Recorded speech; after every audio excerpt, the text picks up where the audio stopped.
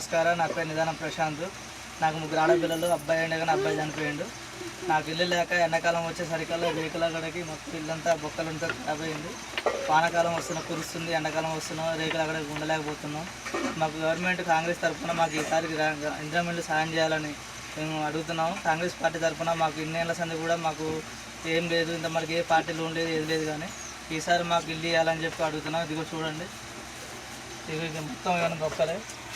ఈ గాలి దుమ్ము వచ్చిందంటే ఆగట్లేదు, బాగా ఇబ్బంది ఉంది. ఇది అటుపక్క కానీ ఇటుపక్క కానీ రేకులు అక్కడ కానీ